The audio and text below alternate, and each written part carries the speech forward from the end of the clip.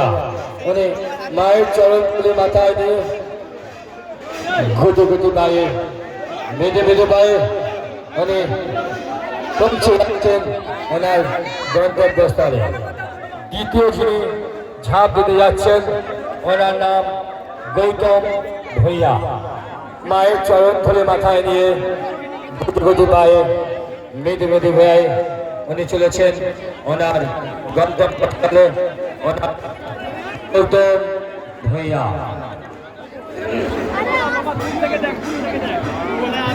বহু মেলা আছে ভারতবর্ষে। আমরা যাই কত খাবার খেতে, আমরা যাই কত খেলনা কিনতে, কিন্তু আমরা যে খেলনা কিনে আনি সেই খেলনা কি আমাদের বাড়িতে চিরদিন থাকে? আমরা যে খাবার খাই সেই খাবার আজকে খেলে কালকে পেট থেকে বেরিয়ে যায়।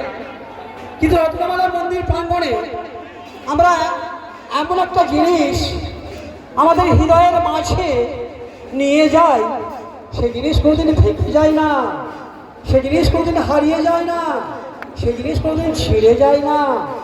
কাগজে লিখলে ছিঁড়ে যায়, পাথরে লিখলে ভেঙে যায়, কিন্তু আমাদের হৃদয়ের মাঝে যে চাপ চাপ স্মৃতি আমরা বহন করে নিয়ে যাই রতনপুর মন্দির প্রাঙ্গণ থেকে, সে স্মৃতি আমাদের হৃদয়ের মাঝে যতদিন দেহ থাকবে, যতদিন প্রাণ থাকবে, এই স্মৃতি ততদিন আমাদের হৃদয়ের মাঝে থেকে যাবে।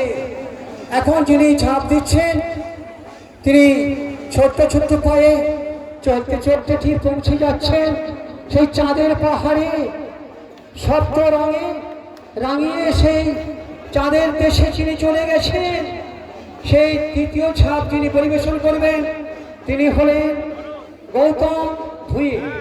তিনি হলেন গৌতম ভূঁইয়া। তাই আমরা মায়ের কাছে কামনা করি, মায়ের কাছে প্রার্থনা করি, প্রথম সন্তান ভবেশ মণ্ডল যেভাবে তার মাকে বলে নেমে এসেছে, আমরা তাই আশা করব মায়ের কাছে ডাকবো রত্নমালা চরণে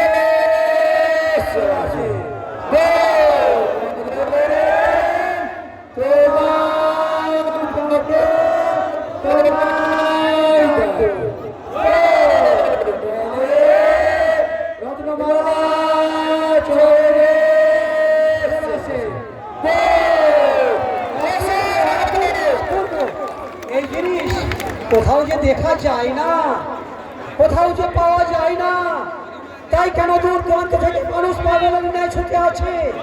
হাজার শিকল বন্ধন সে ছেড়ে চলে আসে। ঠাকুরমার মানে গল্প, এটি যে গল্প নয়, এটি যে সত্যি। তাই রতনপুরে মেলা প্রাঙ্গণে এই মাত্র মায়ের খেলা দেখার জন্য ভবেশ মণ্ডল তিনি নেমে এলেন মায়ের করে। মাথা দুটি হাত বাড়িয়ে দিয়ে ভবেশ মণ্ডলকে এবং গৌতম ভাবে তার মা পক্ষে টেনে নিলেন। আমাদের পরবর্তী ঝাঁপ, দ্বিতীয় ঝাঁপ